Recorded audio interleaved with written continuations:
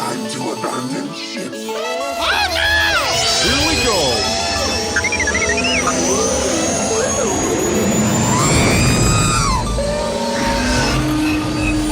Can I persuade you to join us for a drink?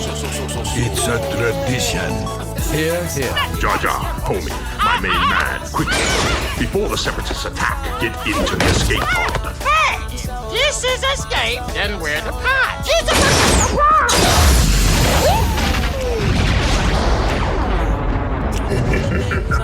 Welcome back to Star Wars Escape Pod. I'm your host, Josh, and we've got Blake waiting in the Escape Pod today to chat all about the Bad Batch review for the premiere episode that launched on May the 4th. And man, we've been busy lately, and of course we had a few pre-recorded episodes that we had to drop a little bit. We also got another one dropping on Monday for the Battle for Endor episode, the commentary track that is. You can consider that some bonus content because the real deal right now, the headlines dominating is the Bad Batch premiere. So we're going to get into Bad Batch review and talk about that with Blake. Let's get into it.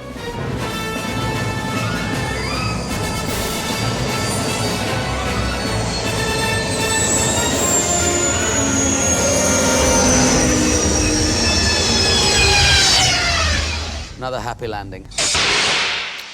Welcome back, sir. Hello, hello. Good to be here, as always. I could not do this show without you, man. Yeah, it would have been a mess. Let me just It say. would have been it was Star Wars Escape Pod would have lived and died with Clone Wars talk, and that's it. That would be the end of the day. Yeah, end of the series.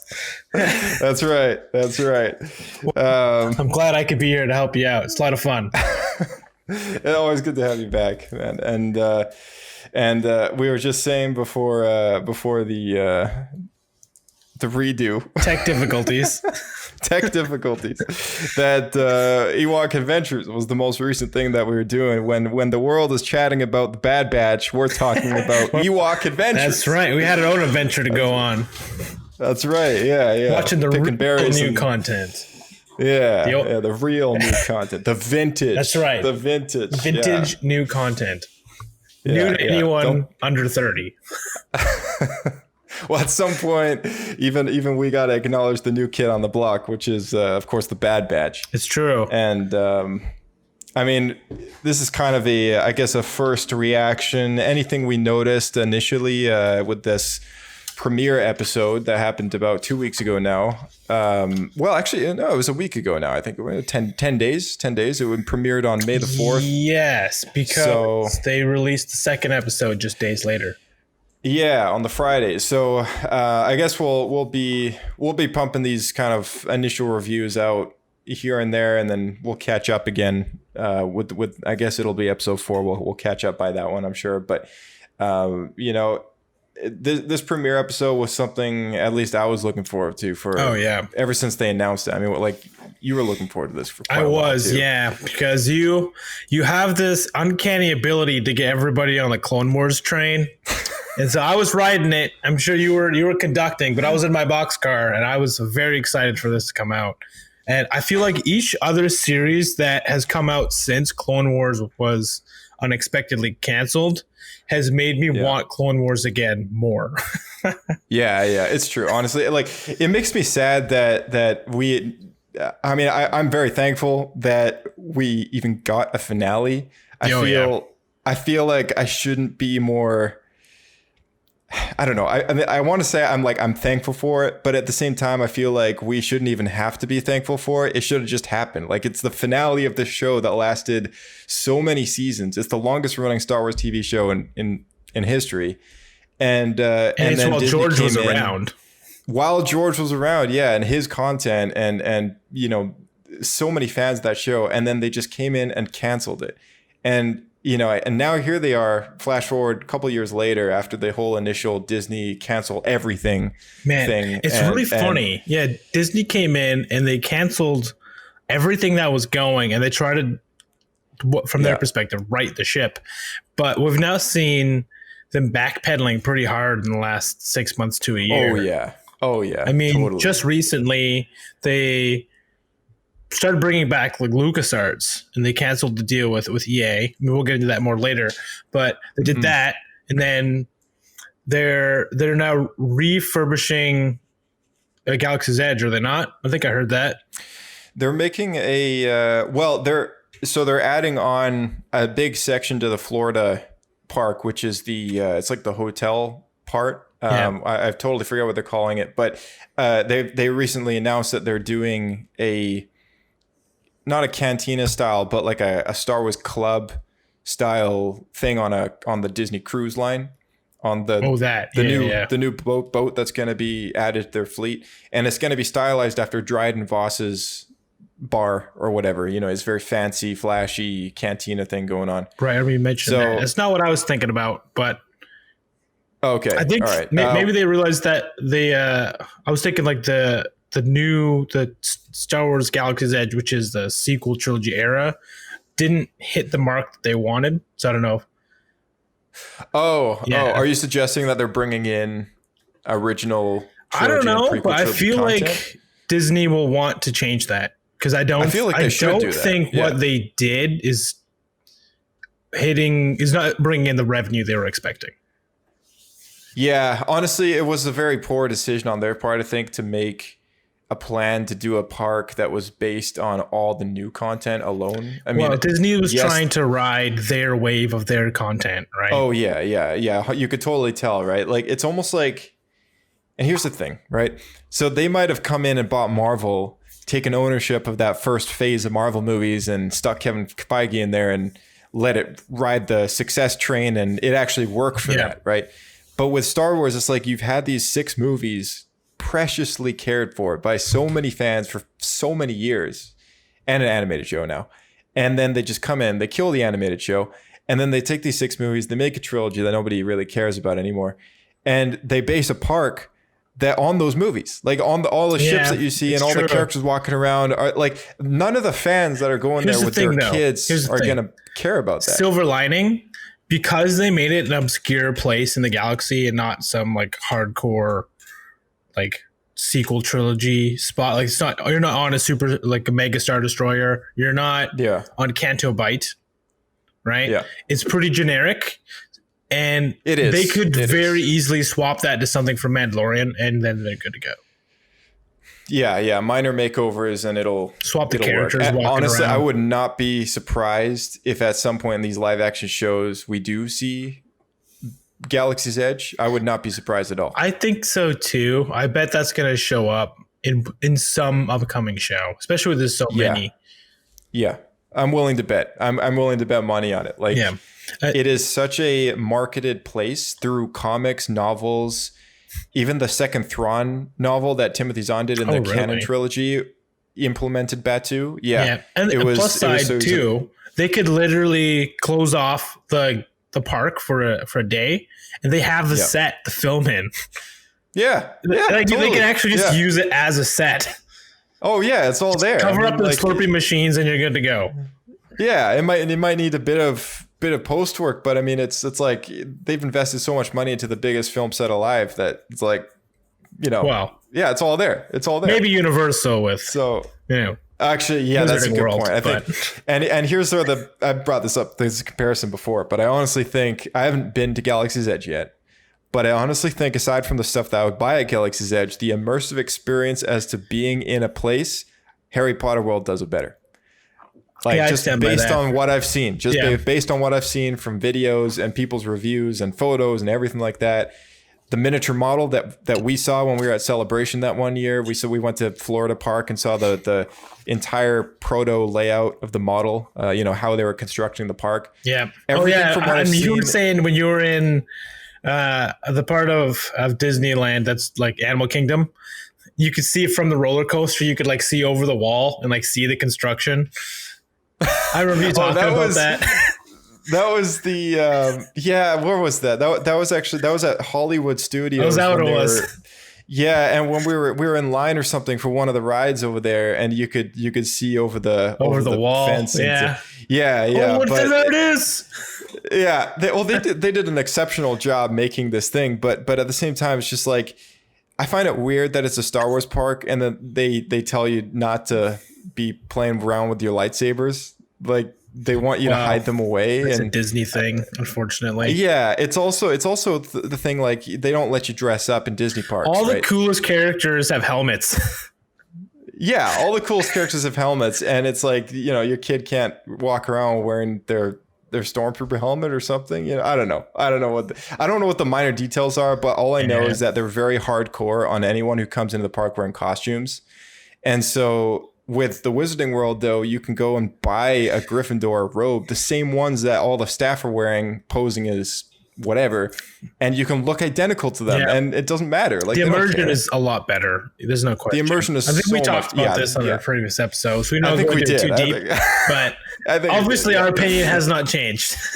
Oh yeah, obviously not. But I mean, that being said, what were we to circle back? We're getting to the point where Disney's backpedaling super hard. Right, backpedaling super hard. Right. So here we are, years after canceling the Clone Wars, and we get The Bad Batch, which is a direct sequel to the Clone Wars. I would have loved to have finished the Clone Wars. The 20-something odd episodes that we didn't get, still don't have. Yeah. The ones that weren't adapted into a novel or a comic, right?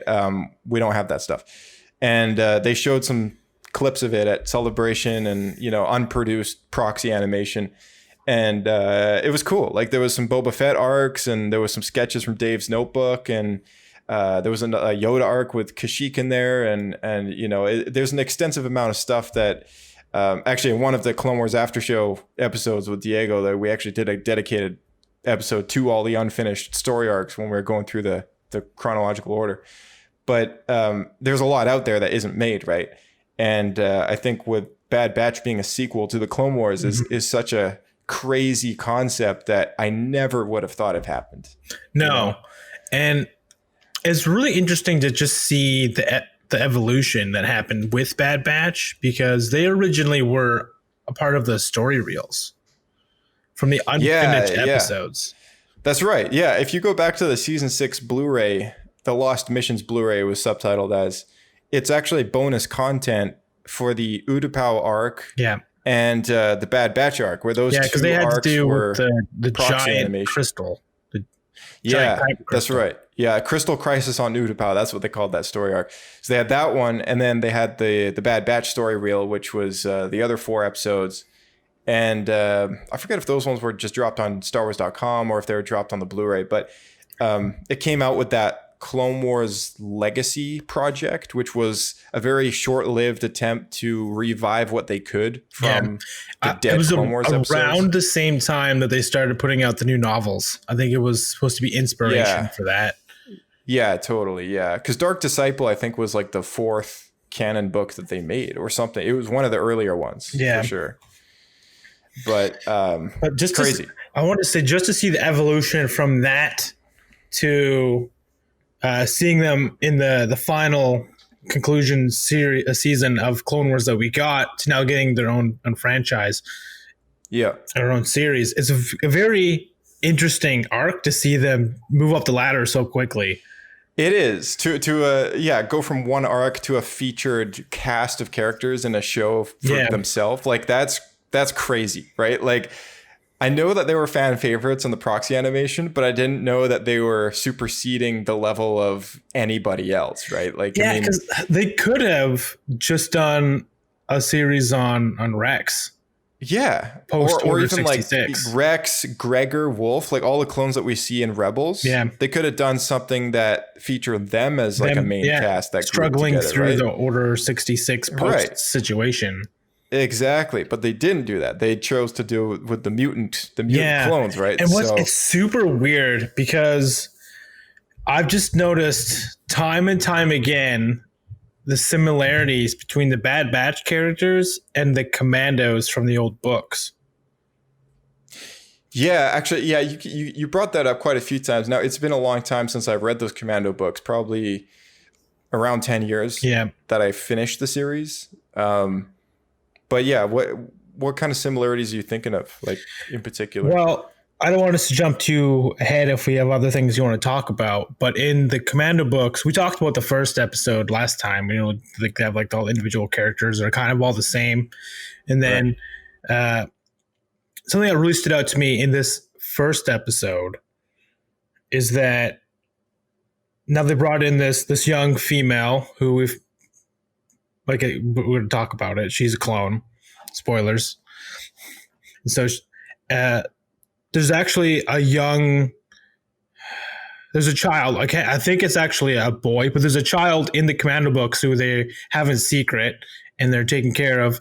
And the commandos, during the downfall of the Republic, they also escape and go on the run, which is exactly what these guys do. And it's their crew. Right.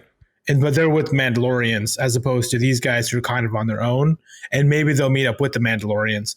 But I see a lot of similarities in where that story arc is going in this one.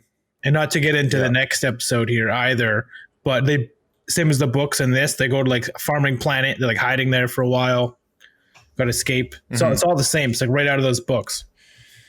Yeah, it's totally. I think they pulled a lot of stuff. This is the kind of thing that I like to look for with that statement that they made quite a few years ago, saying that Legends will be used as this bucket of ideas to then cycle into the canon at some point, right? And that never happened up until the last couple of years, where Dave Filoni is the only guy that's actually been doing that. Like, true. If we look at anybody else, they haven't really been.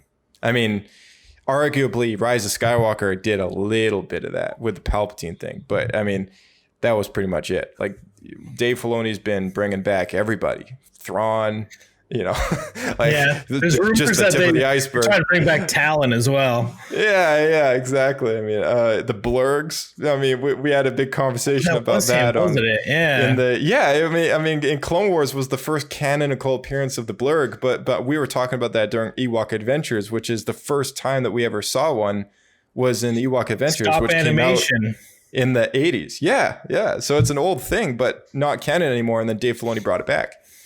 So he's a cool guy. I mean, I can see why he's a fan favorite.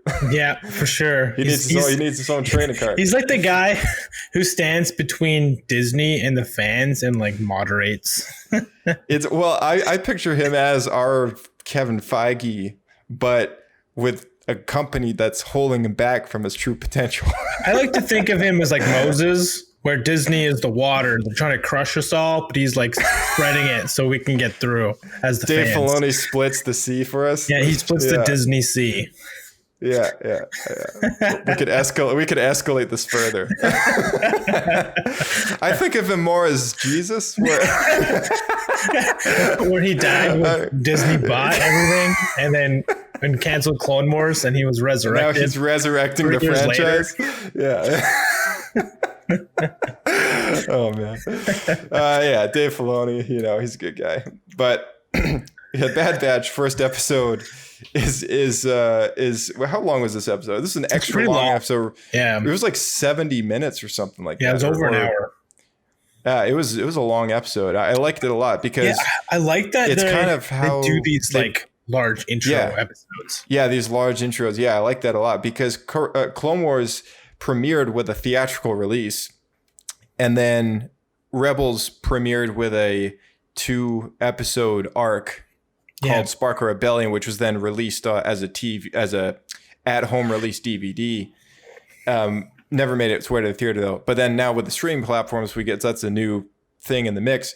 And now we've got this extra long episode that makes its debut for this show as well. So it seems to be a trend, like all these animated shows get one long kickoff episode, everything except Resistance, which I'm pretty sure was just a normal release. But it's a smart idea because especially with Star Wars, there's so much to explain to the situation of what's going on. So that helps a lot just to really get your grounding to what the story is going to be about. Yeah, totally. Definitely. Even if it's telling everyone the wrong idea, like with the Clone Wars movie. Yeah. Yeah, the Clone Wars movie didn't win anyone's hearts, that's for sure. Oh man. As much as I love the show, it's my favorite show ever, and the Clone Wars movie is still at times very cringy to watch. There's some moments that are super well done, like the battle scenes and everything, especially before because of course the models and the animation, the lighting, the effects, everything has improved since they did that movie. but the scale of which they do these shows is so cinematic, right? Like every episode is just so well done with the way that they do these shots. And Dave was talking about that. He said, because he originally did 2D cartoons, and when he came to this, he said George was very adamant about doing all your camera angles and everything in a very film-like way. I wanted it to be like cinematic. Very cinematic. Yeah, totally. And it pulls off so well. I mean, they do such a good job at nailing the visual look of these shows. And I'm so glad that they kept the visual style of Clone Wars. Yeah. My goodness. Was it a transition for me to go from Clone Wars to Rebels, and I could never get into it. Even the Legos, they just bother me, man. Like all the stormtroopers, they look so weird. All the stormtroopers have these really long frowns on their face. I appreciate the fact that they were going for the Ralph McQuarrie style. Yeah. But Clone Wars just, I don't know. It's subjective, of course, but I'm glad that it's the more preferred look, because it is just so much better.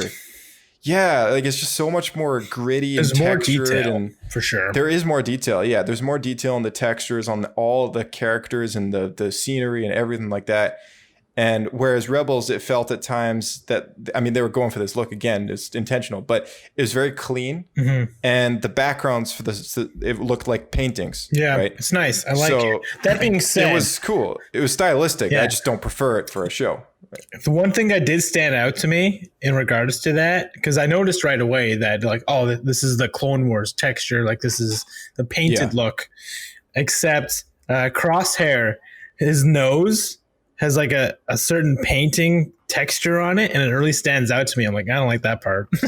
Oh, like it's like a crevice? It's like lines, I think. Yeah. When you get really close to these characters, you start to notice the little details that make it look clearly like an animation. But I think that's kind of where we're so lucky to have an animated show like this that looks so good that you can watch it and not think that it's not the first thing on your head that that you're thinking, oh, this is an animated show, right? Yeah, you just kind of absorb it and go, this is Star Wars. And that's like the most important thing to me, I think, when I'm watching anything Star Wars related, because I don't want to sit in the theater watching a movie and go, this does not feel like Star Wars, because I've had that feeling before and it doesn't feel very good. So I'm glad to have that feeling, absent when I'm watching the show. I sit down and watch these episodes and I'm like, yeah, this is what I like, I hear you. And the first episode of the series is called Aftermath, which I think is very appropriate considering how it takes place, in the beginning. And it's also the name of the novels that take place right after Return of the Jedi. It is, yeah. It's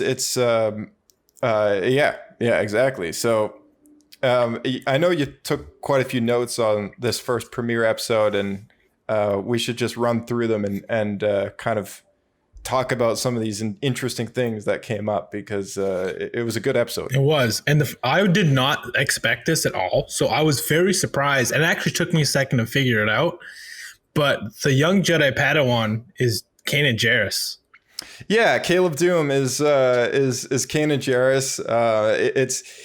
For anyone who's seen Rebels, he actually does disclose. Well, I forget if it's him or somebody else, but the information presents itself that his actual name is Caleb Dume. If anyone out there has also read, A New Dawn, the very first canon book ever written by John Jackson Miller was also. Got into the fact that I think his name was in that book as well. They pointed out his name was Caleb. And if you've read the Kanan Jarrus comic book series, which lasted 2 volumes, and I forget how many issues it was, that's actually his origin story in that comic book. And it's him talking about his past from the present, which is in Rebels. And if we're kicking it off with Caleb Dume, I just want to talk about this. Worth talking about. It's the start of the episode. Yeah, Bad Batch, Kanan Jarrus, right? Depa Billaba. There's a few things I just want to address here. The introduction to Caleb Dume in this fashion in this show is actually not. It's not in line with what they've done so far in canon. I wondered that. I wondered if they would have changed it up to try to like. Yes. So I've read the comic books twice, all the way through. And they're good. I'm not like wholeheartedly attached to them or anything like that. And I do understand the fact that as creatives go, visions tend to change, right? But keeping in line with what's canon, what isn't, and stuff like that. This isn't the Bible. So I mean, I'm not going to be shedding any tears over this, but I mean, like, I'm kind of torn because of course they honored it. They honored the fact that Caleb Dume was with his master on a planet. Order 66 happened. She was killed. He got away. That's it. That was the basic story that happened in the comic. That's the same story that happened here. The details, however, are completely different. I wondered if that was the case. I was curious. I haven't read the comics, so down to the color of Depa Billab's lightsaber, which in the prequels and every action figure ever, including the Star Wars miniatures, has always been green, and now it's blue. And I was like, dude, that's an oversight. What's with the blue lightsabers? Like, first Ahsoka and now Depa Billaba. I don't know what the thing is with Lucasfilm and blue lightsabers, but it's got to stop. That's really funny. I've seen enough blue lightsabers already. Give me something else. Like, I'm wondering, also just keeping continuity here. What if, while on this planet, her lightsaber got destroyed, so she had to use a backup lightsaber? Maybe, but I mean, like, why though? It's just like, now they gotta come up with some story to why it's blue. Dude, every action figure, picture, comic book in the Legends of forever, it's always been green. Depa Billaba's lightsaber has always been green. It's like I don't know. I don't want it. She is a background character, so who cares, right? It's funny. At the same time, it's like, yeah, I've got a Star Wars miniature of her that's had a green lightsaber on my shelf. It's sitting there right now. It's not changing blue anytime soon. So I get you some paint if you want. Make Canon. It's green.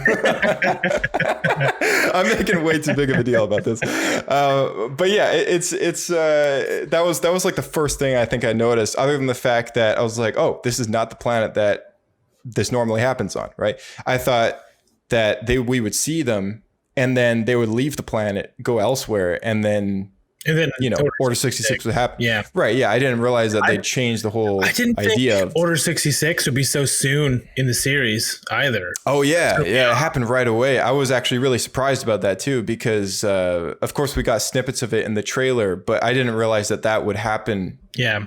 Yeah. I thought it'd be halfway into the season. I thought it would be episode 2 or 3, to be honest, but I didn't think it would happen like in the first 5 minutes. Yeah, like that crazy. Was really soon. Like, yeah. But not complaining or anything. I'm just saying, I was like, that was not what I was expecting. But the fact that it takes place on a different planet, it was snowy compared to the comic book where it was not snowy. And in the comic book, Kanan and Jarrus actually befriends two of these clone troopers. One of them is a commander or captain, and the other one is just another guy, basically looks the same, and befriends these clones, which then betray him and Depa Billaba, and they actually kill her, and then they come after him, kind of thing, right?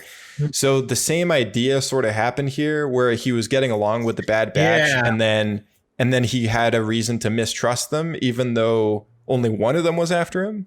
So there's it's a similarity, but it's and again, it's a similarity there. It's a parallel, but it's not the same.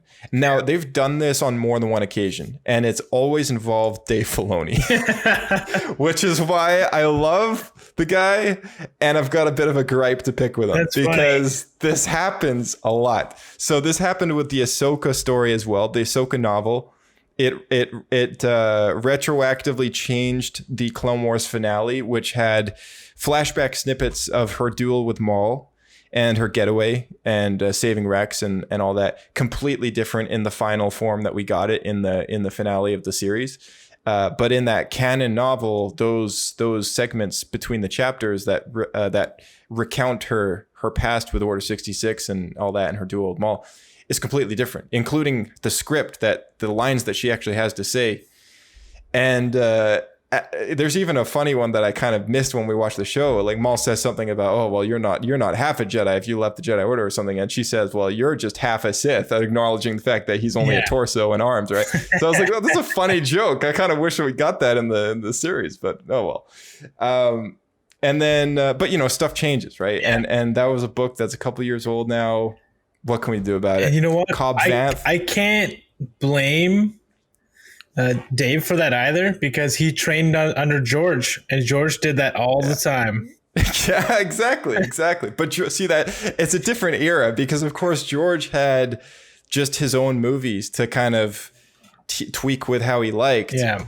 But with Dave, it's like this is a big canonicity going on. Like there's other storytellers telling stories, and now there's some changing going on. It's like, is that even something we should be doing? Like, I don't know. The last one I want to point out is Cobb Vanth and The Mandalorian. I love the fact that they brought in Cobb Vanth and The Mandalorian. Absolutely love it. I think that was the best acknowledgement to what happens to Boba's armor ever. Agreed. Like that, it was such an underwhelming story. The Aftermath trilogy. It was not a very good series of books. You and I talked about how that was it was a side story, Cobb Vanth, but it was in a book best, that wasn't very good. The best part. Yeah, it was the best. It was the best part of the book. It wasn't part of the actual story. Yeah, it's true. And you read those books as well. And you know, like what I love the character Cobb Vanth. I love what happens to the armor Cobb Vanth. And you know, I love how the show acknowledged what happened to that in the canon. And they stuck very, very close to the story of Cobb Vanth getting the armor, but they changed some of the minor details. And I don't want to waste time on telling what those details are here and now, but that's just the third situation where Dave's been involved in a show that has now changed something in literature for the Star Wars canon. So even though there is this consistent linear story of canonicity, right? There still is this hierarchy with the films and the animated shows being more canon than the literature is. Yep, for sure. Yeah. So I just wanted to throw that out there now that we're all, you know, I'm not surprised just because it is so hard with an evolving story to keep all of that stuff in sync. Yeah, it is. It's incredibly difficult. And you know what? I would rather it be this way than the films and shows suffer because of some book that was written 3 years before.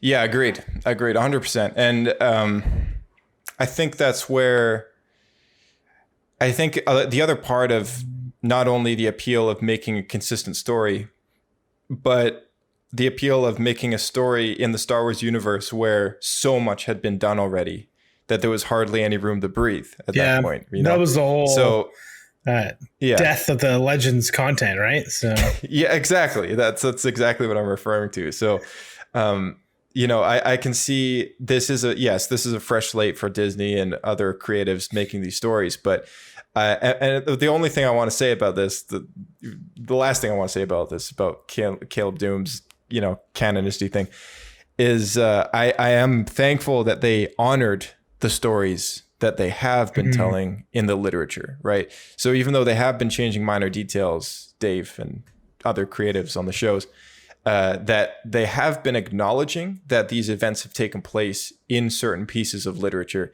and have been implementing them in a way that most people would not have read those things. And yet they're still acknowledging the fact that these events happened in a certain way. And details aside, the steps of the story are the same. So, you know, that I want to acknowledge as a thing. I'm not totally griping about this, but it was a bit of a sting, you know, to see that it's like, okay, they changed some stuff. Would you them rather had a different Jedi in that scene instead of Kanan? Honestly, I wasn't too attached to the comics. And I don't know if I mentioned that already, but I don't think so. I mean, and that's the craziest part is like, I'm a huge biggie for a consistent canon story. Yeah. But if the need to implement something for the better of the overarching story, the more important story being the one that's actually making money on Disney Plus, you know, I'm fine with it. As long as they're not like completely, totally rewriting, you know, like rewriting history kind of thing. I'm not going to have a problem with it. It's going to sting, but it's not going to be a problem. Right. Yeah. Besides, I wasn't too attached to those comic books anyway, but it's like, it's a comic book. I mean, like, what are you going to do? Right? Yeah. It's funny to hear your opinion on this though, because I never read the comics. So Yeah. for me, and I hadn't heard the name Caleb Dume in years. Right. Like, it doesn't come up very often. Like, I remember it in some obscure. I think it's mentioned once in Rebels, and Yeah, it's like once or twice. and then it's in the novel that we read when it came out several years ago. So I was sitting on my couch watching the premiere episode, and the Jedi Master Habba Bubba. I don't know her real name, so I'm gonna just call her that. Let's go with it. Yeah, Habba Bubba. She says Caleb, and then in my head I'm just like, oh, Caleb Dume, and then I like paused, and I was like, wait, that's Kanan. And then I listened to the voice, and I'm like, Yeah, that's Freddie Prinze. I'm like, that's Jr. Freddie Prinze Jr. I'm like, oh, it is Kanan. Yeah. This is really cool. Yeah. And I was just not expecting that at all. Right. Yeah. It yeah, kind of all totally. clicked at once, and I sat there a little bit baffled, like, oh man, I didn't know they were going to do this. Like, I was very unexpected. So, not reading the comics, I was actually kind of excited for it. And here's the thing about that appearance too. Even though it diverged away from the comics, I like to get back to your question about whether or not I would have liked to have seen that, like a different Jedi in that presence. No. If there's absolutely anything I would have changed about that entire sequence, it would have only been the color of Depa Bilobba's lightsaber. Okay. That's it. That was the only thing. Like, I was like, this is great. Like, I love this right now. Like, I mean, I followed the beats of the story of the comic very well. After he runs away, the story goes, I mean, it's not like it overwrote any of the rest of the stuff. So, I mean, the story goes that he actually kind of gets involved with some pirates or whatever, and kind of gets sucked into that life a little bit more edgy, but it's a matter of survival for him as a kid and doesn't know what to do with himself. Right. So whether we see him again, I don't think we will. Probably not. But if we do, then we might start beginning into some territory with whether or not they start overwriting history. But the beats of the story were there. I was thankful for that. And I love how they pulled it off. And honestly, like, it was something I wasn't expecting. I was surprised. I enjoyed it. That's all I could ask for. Fair enough. Yeah. So basically, we should just get them to quickly update the lightsaber color. You know what? They probably would fix that because they fixed Gene Guy in Mandalorian. That's true. I mean, with the Genes or whatever his name there's is. an advantage to having the streaming stuff is that they can just change the scene, re-render the scene. Yeah, just tweak it, send it back out. Next time you watch it, it's different, right? Yeah, like you gotta hashtag Star Wars or whatever and tweet that out there. Get the information out. All of our listeners, we gotta change Jedi Master Habba Bubba's lightsaber back to green. Yeah. Tweet it out. Habba Bubba Green. Tweet it at hashtag Habba Bubba Green. That's right. not to be confused with Habba Bubba Gum. Not the gum. No, we want lightsaber green. Yeah, that's Jedi right. Master Tag us in the post. Tag us in the post. We got Instagram now. Tag us in the post. All right, so that's point number one. Yeah, point number one. All right, let's what do you got for the next one? The next, I wanted to get in and talk about the new female clone Omega, which I thought was very interesting. I wasn't expecting it, but I was, like, from the trailer, just off her accent. I'm like, my first thought was, it's going to be like a female clone. Like they switched one of her genes, one of her chromosomes, to be double X or whatever. I think it's double X, to be female. But the things that crossed my mind were like, why?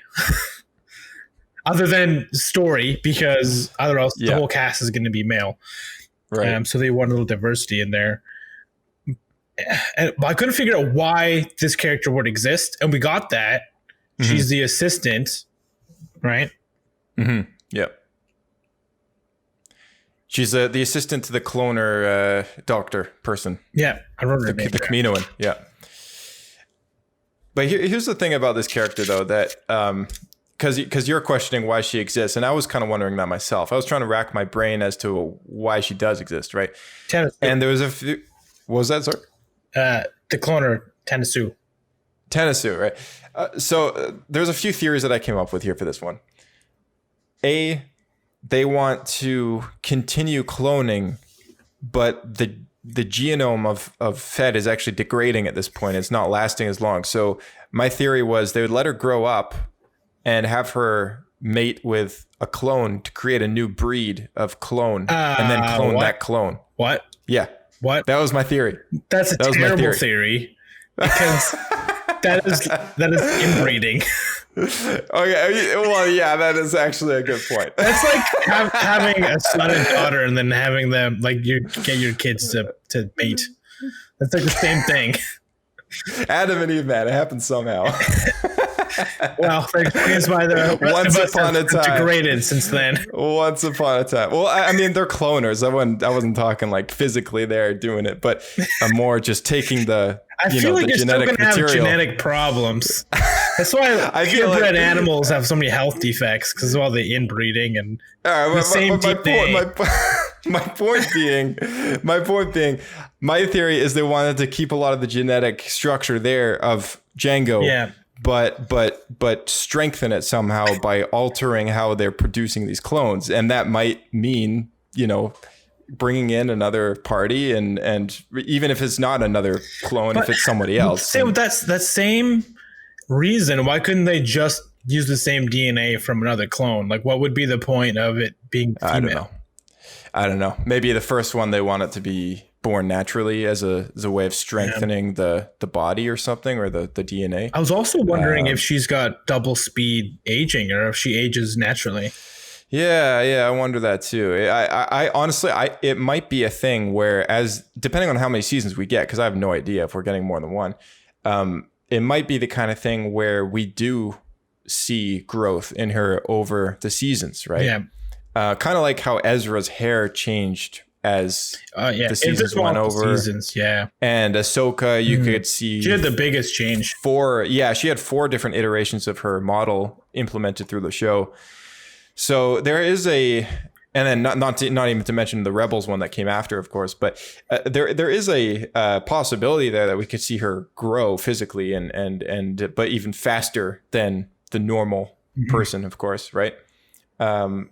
Boba is a character that doesn't have the speed growth to him, right? So correct. He didn't really change, other than the fact that his haircut went to shaved head as opposed to longer hair. There was like very little change in his I think they gave him a height boost, but that was it, right? Like, 3 years, people can grow in 3 years. But yeah, Omega's an interesting character. I mean, that was just one theory. It's a crappy theory, but it's just something that popped into my head. I'm not saying it's true. It's just something I was like, maybe. I don't know. There's another theory that I have, and this is kind of in line with a lot of what's going on with people talking about the Palpatine connection to this ordeal. The fact that Palpatine went through this elaborate scheme to get Rey, right? Yeah. Had a clone of himself, didn't go so well. Basically, is a squib of the Force, right? Can't use the Force, and he doesn't even look like Palpatine. So he just lets him off into the wild. Is that really a clone? Like, all right, go have a good. Oh yeah, he's a clone. He's like, go have a good life. And then he naturally finds someone to mate with. Naturally finds someone to mate with. They have a daughter. That's his whole evil plan, is that he goes out and has a kid himself, which will then become the heir of the Empire, kind of thing, right? Yeah. That's his master scheme. This is why I don't like that movie at all, because it's a terrible master scheme. There's no way that this foresight happened at the same time of the foresight with Luke Skywalker and the whole thing that happened there, right? Like, there's only so many foresights that I can believe that somebody has, right? I mean, like, how do you foresee something to then foresee the other foreseeable options and then foresee the one that's actually going to happen? So then you go through with your plan, but then it turns out not to be true. It's like I was expecting that entire thing. Yeah, the twist at the end. It's like, oh, I didn't think that Rey wouldn't actually join forces with me and let her kill me. There's a lot of weird stuff. You could also argue in the Rise of Skywalker, it didn't. I feel like his original plan was for Rey to strike him down, and then he was going to possess her. But then he found out he could suck out their energy and rebuild himself, Like he looked. Oh yeah, the dyad. Surprised when he did Right. that. Like he wasn't expecting it. Right. Yeah. I mean, we could talk about force foreseeing all night, of course, but I mean, my point being, this theory of like having Omega as a part of Palpatine's plan to eventually have this heir to the Force, maybe Omega is the girl of that. Maybe that's Rey's mother or something. Like, if that theory is true, that's crazy. And I have a really hard time believing it. Be able to have double speed aging, that's for sure. Right. Yeah, because her mom is like 30 by the time we see her in those flashbacks. And there's a 30-year gap between episodes 6 and 7, which means that she's unborn. And not to mention the fact that if she does have... this has become such a fan is a 25 where Rey becomes a half Jango clone, half Palpatine. Okay, in short, Rey's mother should be 55 by the time that we see her in those flashbacks, but she's clearly not. She's actually a, fairly young looking person, relatively so. And I don't know the age of the actress who played her. Let's just look it up really quickly so you can get an actual number here. Jodie Comer was the actress who played Rey's mother in the films, and she's currently 28 years old. And wow, so young. Clearly looks it. I mean, like, Google search picture of her, and 28 years old. So I mean, I highly doubt that she's Omega. Like, I highly doubt it. I mean, they're both blonde. We don't hear if she has a New Zealand accent or not. So that's right. Yeah, exactly. And I think Jodie Comer is actually, I think she's British, but would make sense with Rey. Yeah, she's an English actress. Yeah, but yeah. So I don't think she's Rey's mother. My only thoughts would be that Tanya Sue would want maybe a clone with more caring tendencies, and based on the male Jango, which is more of a warrior. Jango's a warrior. Maybe this was a quick way to get an assistant that would be more fitting. I don't know. Mm-hmm. Because if she just got a Jango clone, I'm not sure how well that would go. Right.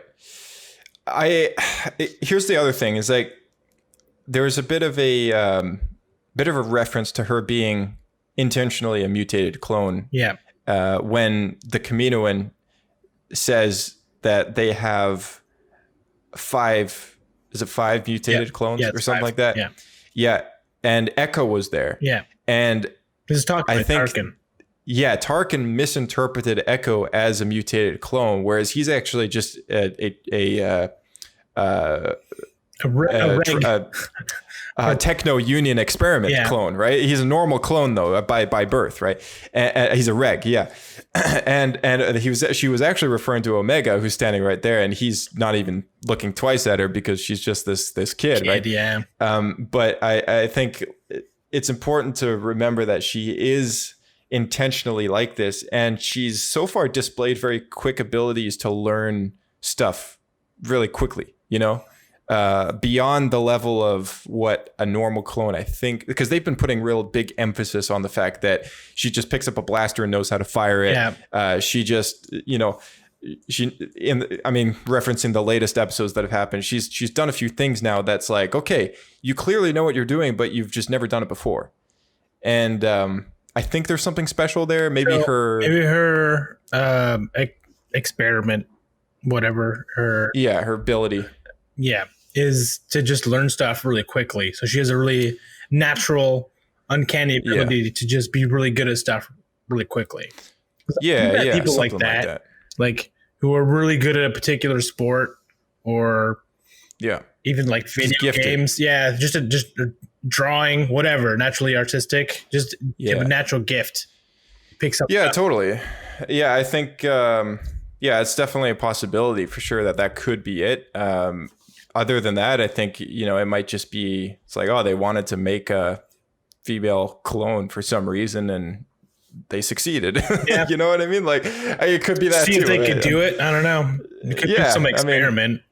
She's got the same New Zealander accent as all the other clones do. Why is she blonde though? I don't know. Honestly, like if you ask me, she might be dyeing her hair. And you think an 8-year-old dyes her hair?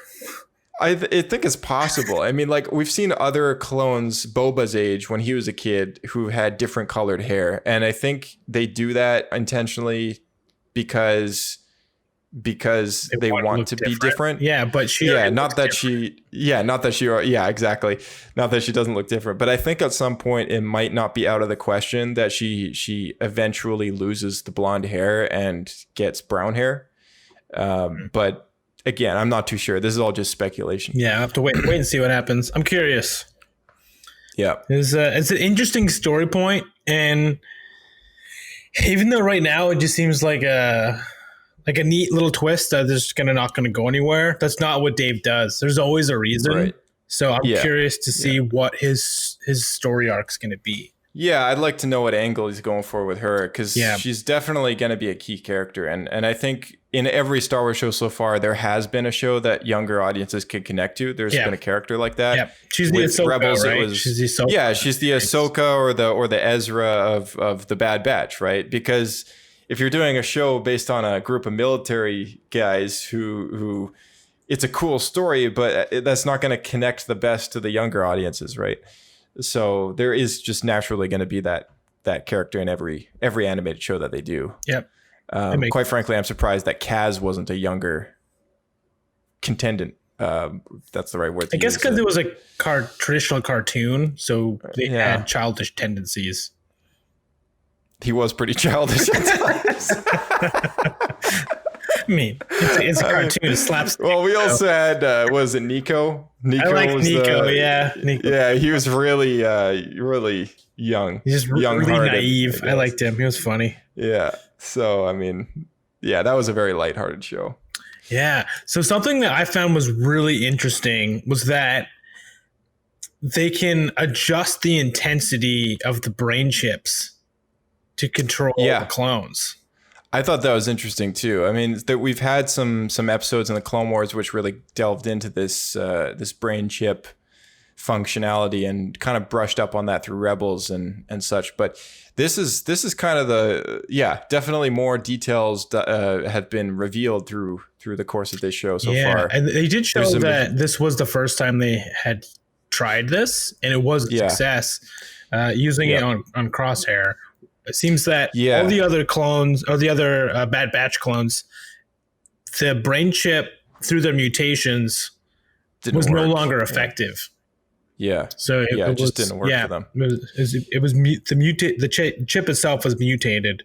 It's interesting that Crosshair was the one that it still worked on, because out of all of them, I think Hunter is probably the one that most closely resembles a normal clone.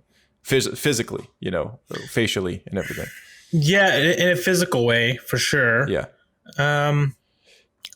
But if you go based on ability, I could see why they would pick him, because his ability is he's a better sharpshooter, where the other guys, it was more of a heavy personality change, I think. Yeah, he was always a quiet guy. And his change in his personality was to be a very by the books person anyway. Right. Whereas everyone else was a little more unpredictable. So it was closer in line to the chip in the first place. And from what we learned about and seeing him, he was always kind of the dodgy one. I'm using finger quotes. The dodgy one. Where he was, the edgy one, So it made sense for him to be the one that would turn on them and fit in with the Empire. Yeah, totally. Yeah, he does. And I'm actually very, it's funny because like I never once caught, I don't think many people actually even caught the fact that he was the one that would betray them right away. Though I saw things about when he walks out with his new armor, for example. Yeah. I saw people online speculating like, oh, is this Commander Cody? and stuff like that, making comments about all these characters that we do know, none of which have to do with the Bad Batch, and it's like, oh man, I don't see how I didn't see that. You know what I mean? Like, I mean, really aside obvious. from the paint job, the visor and everything's the same, and it had the sniper on the back, and I was like, huh, like. Yeah, that makes a lot of sense. That makes a lot of sense. Sometimes, exactly. you don't pick up on stuff until it's like really obvious. Right. The only reason I knew is because we had discussed this. There was a leak from like Lego and Hasbro, but I was expecting that, and it became really apparent within the first 5 minutes of the episode. As soon as dealing with Kanan, and Crosshair was trying to shoot him out of the tree, even though Hunter was saying like, "No, we need to figure out what's happening." Yeah, it's true. And he kept saying good soldiers follow orders, which is a pretty good giveaway. It is. It is a very good giveaway. It's something that has repeated itself in a few of the clones when we saw in the finale of Order 66, right? That's the chip kicking in, right? So the chip kicking in for sure. I've so far, I mean, do you have any notes left on this particular episode? I've got like 6 or maybe 8 more. Oh, okay. All right. Yeah. Let's roll on to the next one. Okay. I'm going to skip ahead to one because I think it fits this section better. Something I thought was actually super interesting was being on Camino during the Emperor's speech. Oh, yeah. I thought that was super cool. And how they pointed out how like all the troopers, like, obviously you see the conditioning or whatever now, because they're all just like cheering that they're all going to live in like this dictatorship under Palpatine.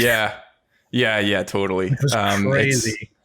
It was really cool to see that. I liked that a lot for sure. And then Bad Batch just sticks out like a sore thumb amongst all the regs. But yeah, they're like looking around like this is really weird. Everyone else is cheering. Yeah, totally. That was awesome. I think honestly, like when it comes down to moments like that, it's like, I can see the political parallels, of course, that George was going for in episode 3 with, Hitler, comparing Hitler and the Nazis, and it's like, at first people didn't think he would ever get the way it became, and yet it did. And Padme's comment to like, so this is how liberty dies. It's funny because if you actually look at history, the way Palpatine got in is exactly what Hitler did as well. He created his own problem to bring a solution that would give him power.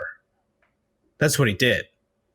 And it's exactly what Palpatine did. He created a war that would then, by ending the war, give him supreme power. Yeah.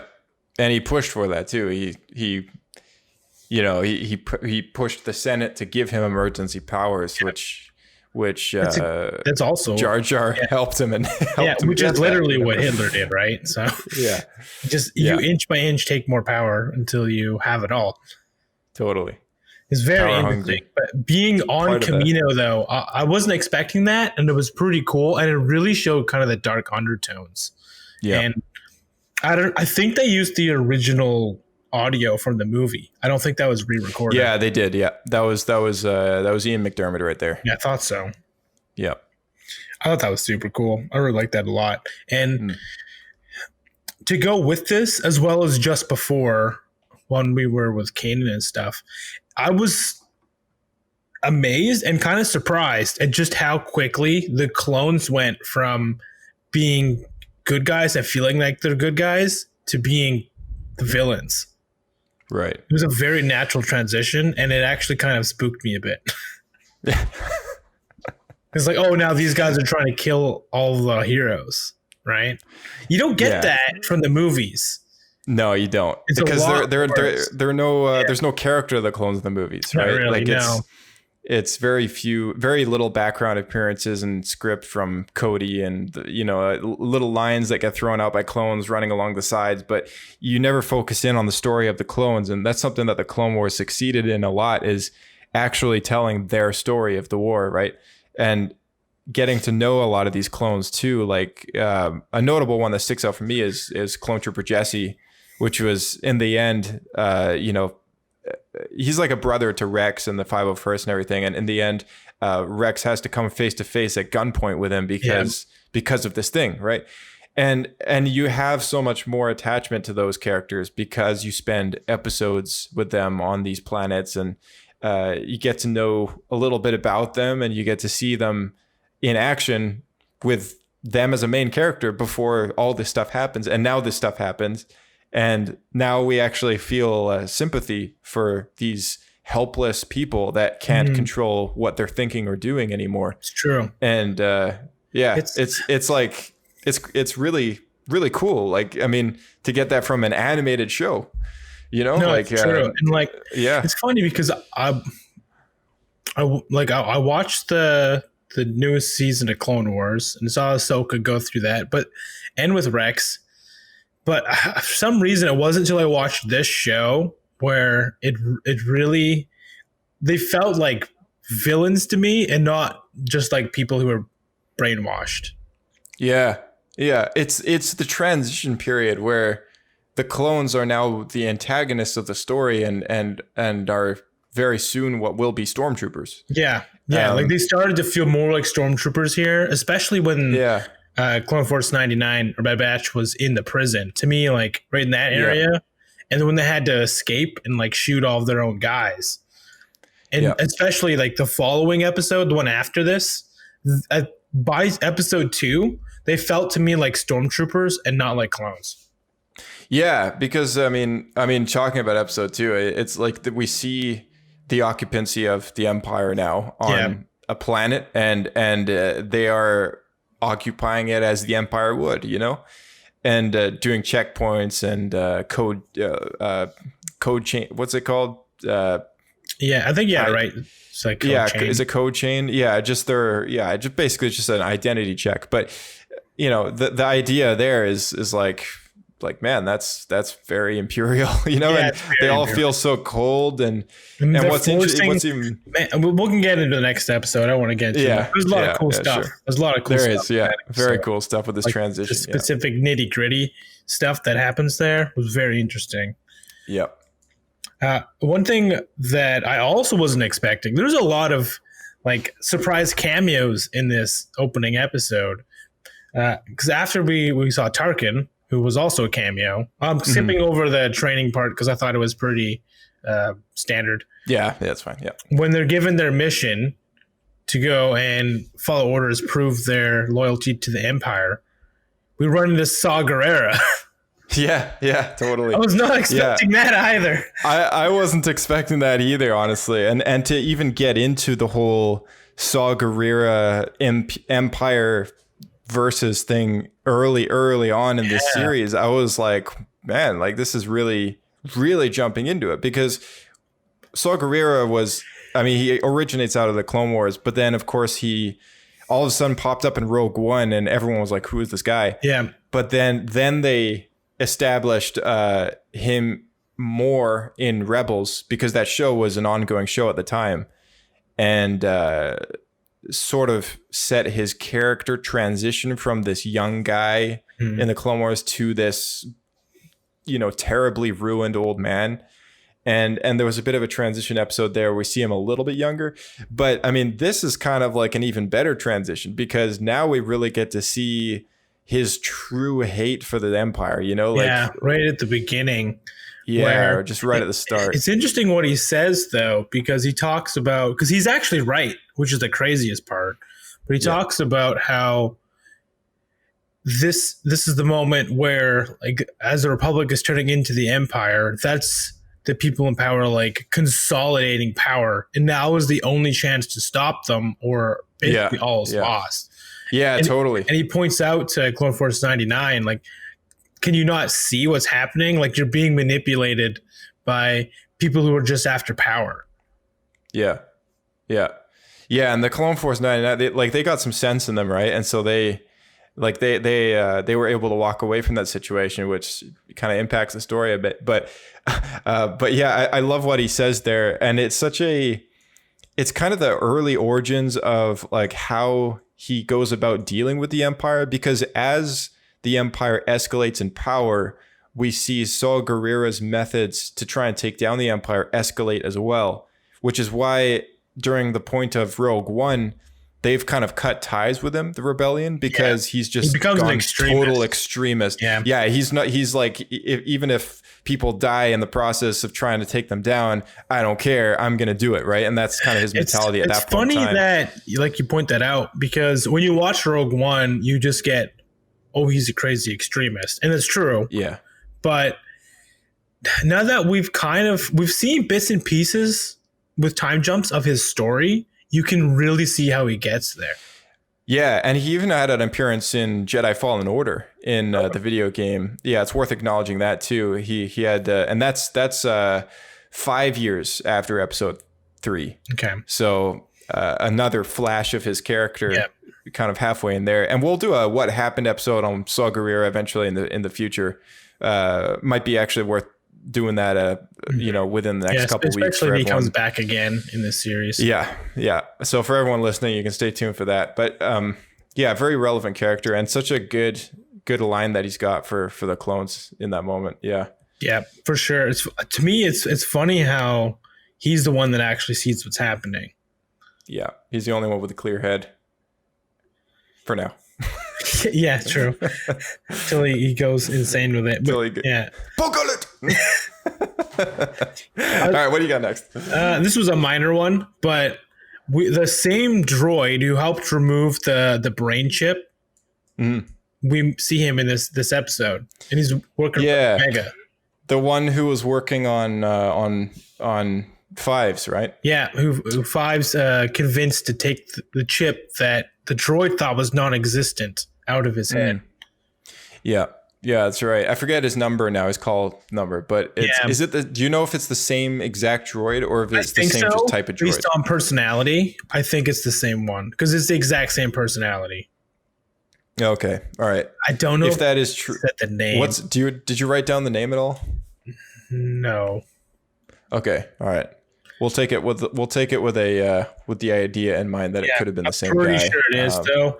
And I don't. The problem is, I thought they were going to do something with that because it's with Omega, and they kind of talk with the conditioning stuff. But by the end of the episode, Clone Force 99 and Omega left Camino, and I thought, you know what, it still might be part of the story because. They might go back there, right? Because they still want to get Crosshair. Yeah, or the droid somehow gets connected with Crosshair and they get chatting, whatever, and talk about the brain chip. And then the droid has done it before and removes the chip from Crosshair, and that's how he becomes unconditioned to follow the Empire. Yeah. It's a possibility for sure. Actually, I think that's a pretty plausible story. I'm putting my chips on that one right now. Yeah, because Omega, I guess she would know this droid, fairly well as well, being one of the research assistants and stuff, the ones that work in the medical bay. And if they ever go back to Camino, that's the only contact that they have on the inside of Topoka City that they can trust is that droid, right? In a way. Because there's nobody else there that's going to help them willingly. No, for sure. So, well, you say that, but Tana Sue, she helped them escape. She actually, which I was not expecting at all. I was not expecting that too. Yeah. And I think honestly, it all comes down to because during the Clone Wars, they were perceived as as almost like villains because they were kind of in the plot with Palpatine, right? Yeah, but they got thrown. Yeah, they were in on it, but they got thrown a curveball when Tarkin comes around that says we're looking at stopping the production of clones and moving to a volunteer-based system, which is, spoiler for anyone who's seen Star Wars from 1977, and that's exactly what happens. But it's going to be interesting to see how they get there, and I think the Kaminoans have been thrown this giant curveball and be like, dude, our entire existence of career is like at stake here with this. This was like our only source of income. I don't see any other clones running around that city. So I think the Republic was their only customer. That's true. They talk about it a little bit, I think, in the movie, and it's previous to their deal with the Republic. I think only really did small groups of clones or stuff for helping of reproduction because they can no longer reproduce, including their own race. Yeah. Right. Actually, that makes a lot of sense. Yeah. Yeah. Yeah, they're no longer like fertile, so they have to clone themselves. Yeah, I got the name wrong. I wrote it down as Tanasu, but it's Nalasu. Nalasu? Yeah, no. Oh, Yeah, my bad.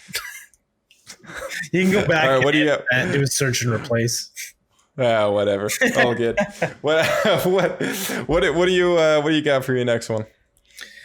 I found it surprising that it was Tarkin specifically that was sent to Camino to actually look after the transition of the clones. Yeah, I thought that was interesting too. It must be big business for Palpatine to send him, or Yeah, I guess he trusts him enough to deal with it. I right? didn't think Tarkin was even that high up in the military yet. Yeah, that's the thing. Like, I don't actually know, because the last time we saw him, he was either a captain or I don't even. Yeah, that's the thing. Like, I can't remember him being promoted on screen. Yeah, unless I'm blanking on that. But it's been a long time since I read the Tarkin novel as well. But I know. Well, that takes place like after. That's like. Oh, it's later. Actually, it's got to be. Actually, it has to be. Actually, that actually, it's really close to the timeline actually of Bad Batch. It's still after episode 3, but it's, I believe it was like around the same time that Jedi Fallen Order takes place. I think it's like 4 or 5 years after. Because I know he's sent to look after the Death Star and 5 years construction. Yeah, so Tarkin. Yeah, so the book Tarkin takes place 5 standard years after the Clone Wars end.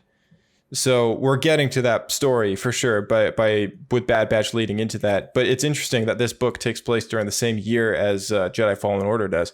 Mm-hmm. But yeah,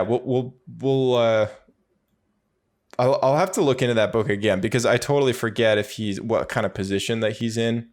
I think he's a general Wilhoff Tarkin. So he must be a general already. If not, it might be one step down from a general. In this specific episode, he's referred to as Admiral Tarkin. Interesting. Is Admiral above general? No, it's below. Okay. All right. So they kept the consistency there. That's good. Yeah. I know. I don't want to go into another spiel about that. Green lightsabers. So yeah. But yeah, very cool that he showed up. I mean, maybe it's just we wanted a familiar character in there. It could be that. Just you always run the issue of the galaxy feeling smaller. Yeah, I mean, we'll branch out eventually. I know that there's a lot of chat around this new character that they're introducing. In the first couple episodes, he's just a hologram, and then he's now in the third episode. Now he's actually shown up in person, but it's a new commander or something. Mm-hmm. Anyway, he's a guy who will be working very closely with Wilhoff Tarkin in regards to the military project. And the transition to the new recruit. As they transition to the volunteers, I guess we should call them. I really hope they keep the Legends story where a few years into the Empire, the Kaminoans, they decide to create a new batch of clones to fight against the Empire. Yeah, because you can kind of already see it. They're going to get screwed over, right? That would be interesting, actually. And then that would be the Empire is forced to come in with the remainder of the clones from the old war and fight against the new clones. So you get a clone-on-clone civil war. The Clone Wars. That's right. The real Clone Wars. Them cloners made another clone army. Fighting against those other clones. So many clones. That's an episode, by the way, that's an episode of Doctor Who where there's a war on this planet where they're taking so many casualties that both sides start to just clone their own army, and it just becomes an endless war where it just goes for years and years and years of the same 10 people cloning themselves indefinitely at war. Oh my goodness. Yeah. That's ridiculous. It's an interesting story idea though. Yeah. No, I wonder though, there's a lot of potential here because this of course is an era that has very not fleshed out with the new canon. It's the rise of the Empire era, early years of rise. Yeah, the early years for sure. And if I look up the new Star Wars timeline here, I don't know if you want to also give it a look, but there's a pictograph of this new timeline that they released with the High Republic. And on this timeline, they've actually got the names for all the different eras now. And there's actually 6 different eras that take place in this giant saga that they have going on now. You showed me this. Yes. The first of which is the High Republic era. The second one is the Fall of the Jedi, which is the prequels and the Clone Wars.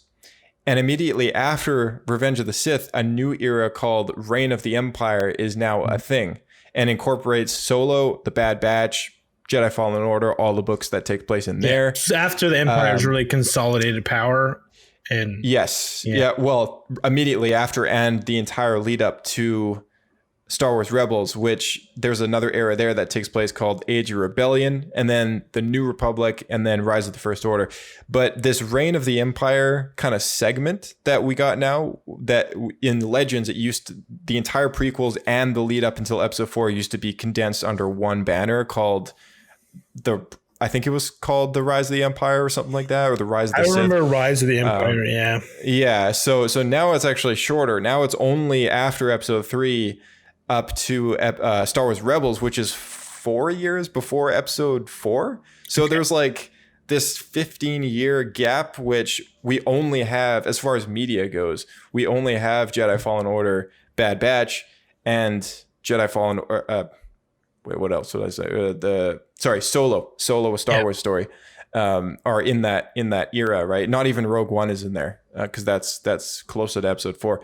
So yeah, there's not a lot in this thing. There's a bunch of comic books. There's a bunch of novels. Similar to the Mandalorian situation too. There's not a lot going on after Return of the Jedi. Yeah, that's right. Yeah, the New Republic era. There's nothing. It's like there's the Aftermath books, some comics. There's like a 1,000-year gap between KOTOR and Phantom Menace.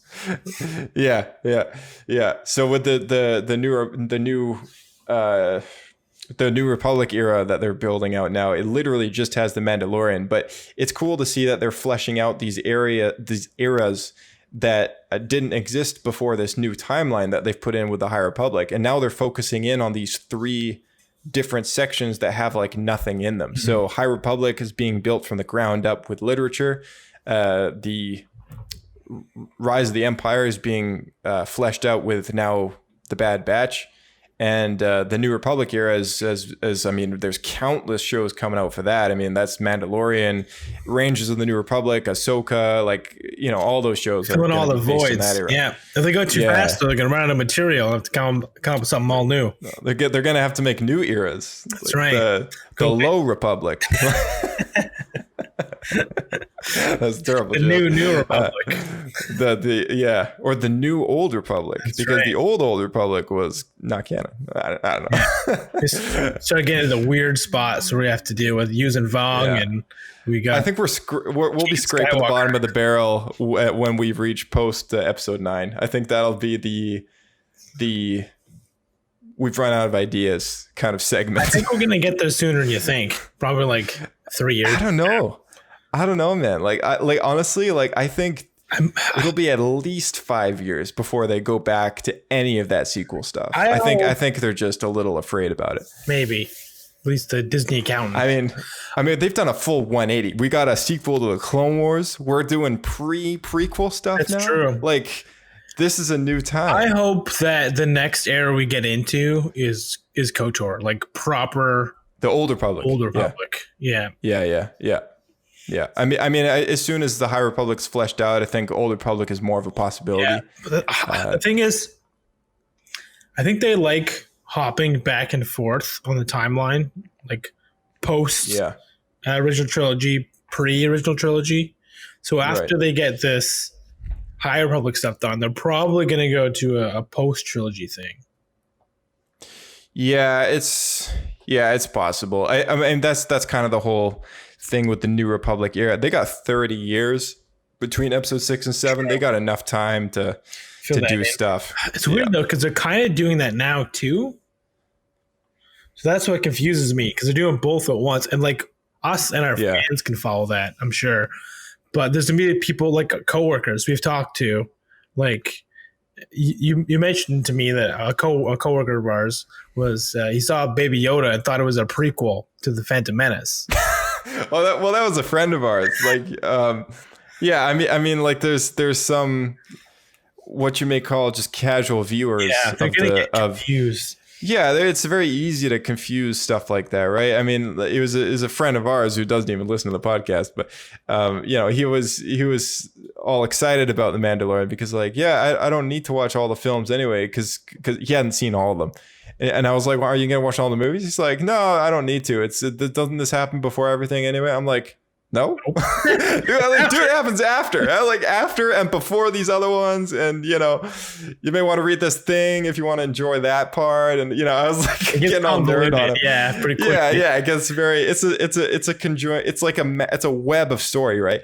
And I mean that's kind of what makes Star Wars so interesting and endless to talk about at times, but it's also very confusing for some of the more casual audiences. Yeah.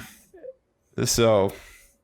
No, I don't know where we were going with that, but I mean, yeah, it is. Getting at was they've been sticking to specific eras, making stuff, and now they're going to be releasing 2 eras at the same time. Not just 3 if you count the High Republic. What's the other one?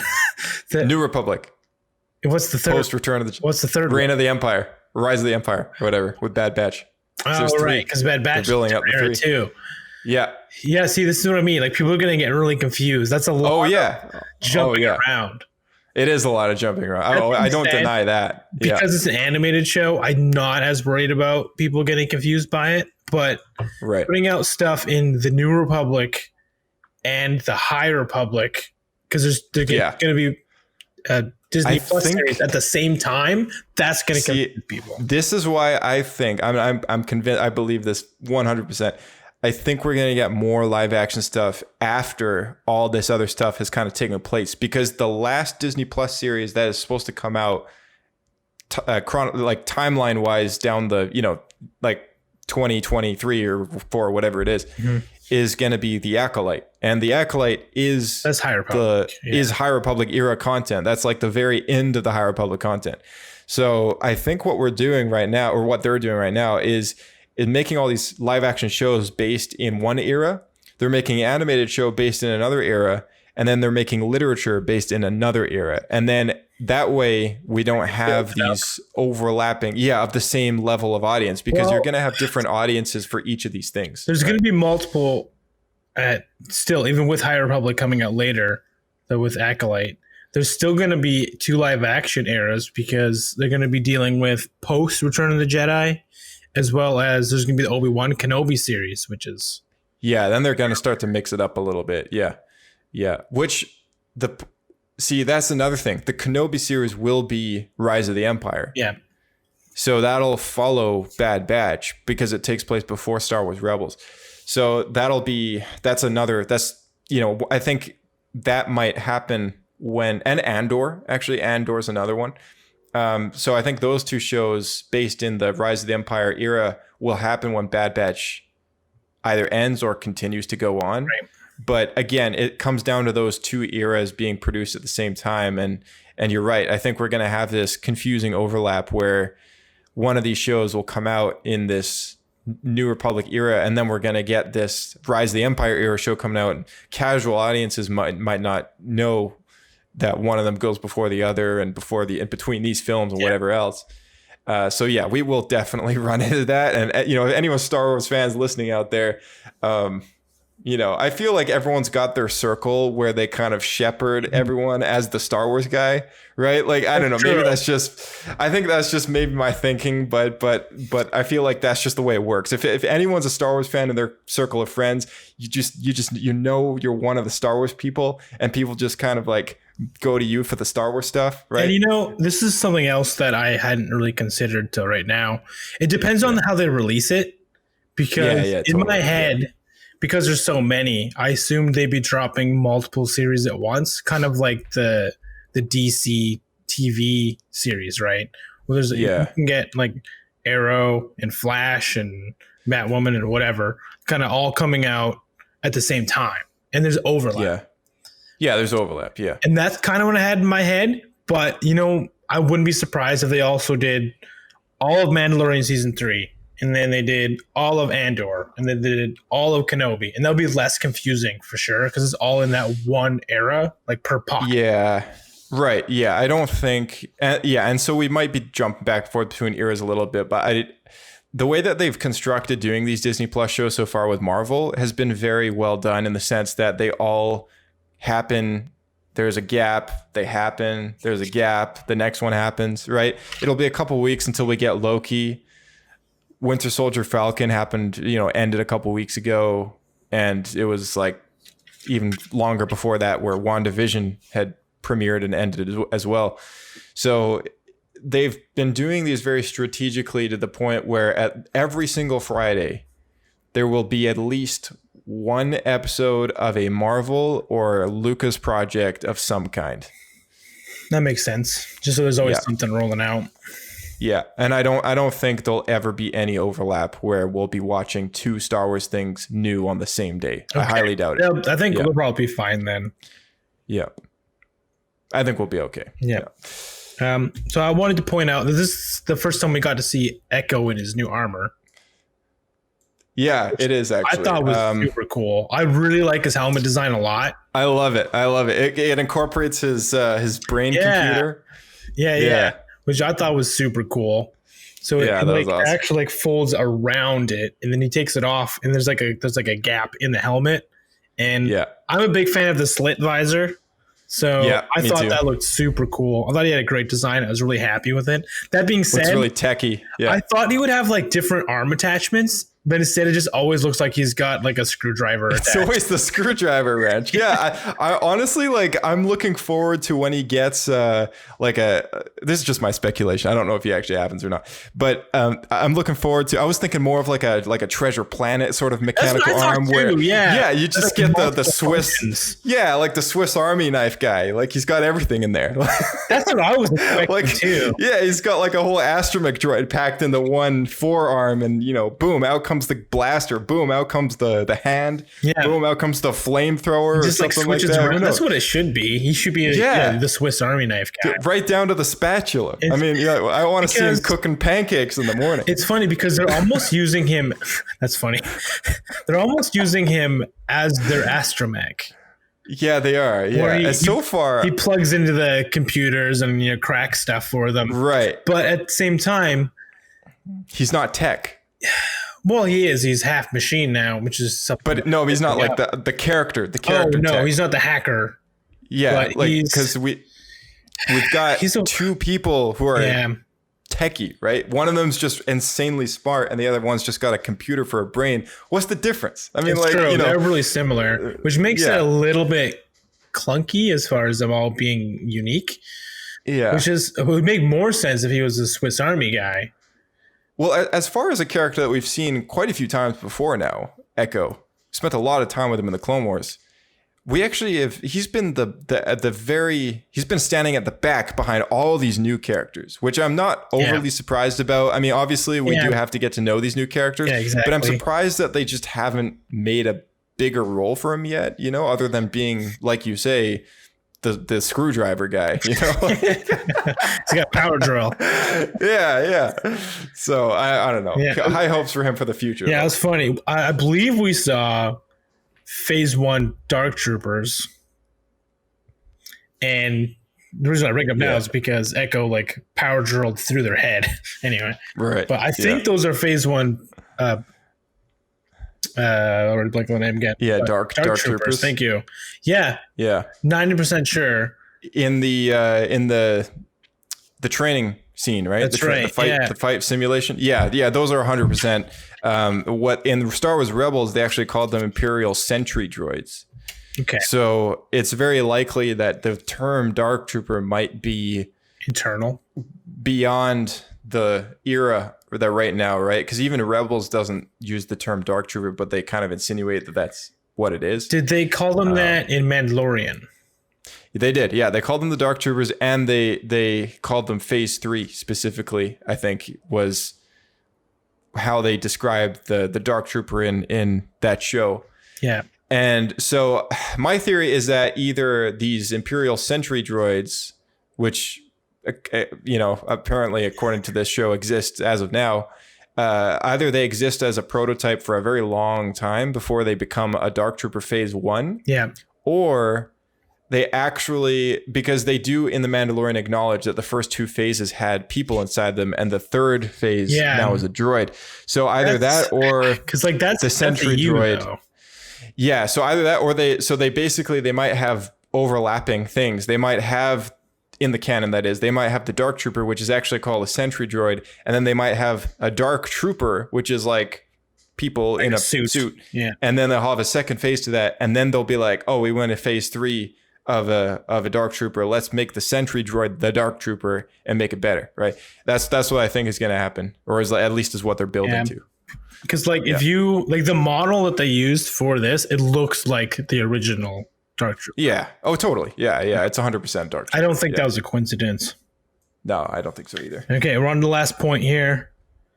And this has to do with the scene where the Bad Batch, their crew, is all in the cafeteria.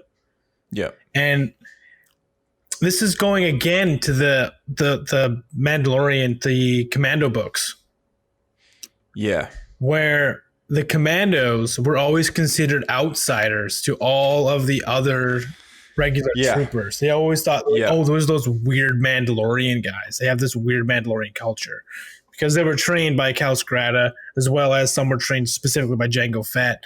So as opposed to the regular troops who were just got generic training, they actually had Mandalorian culture. So they would use Mandalorian cuss words, and they had they had more of the Mandalorian culture in them. Yeah, for sure. They kind of filtered the world through a Mandalorian eye.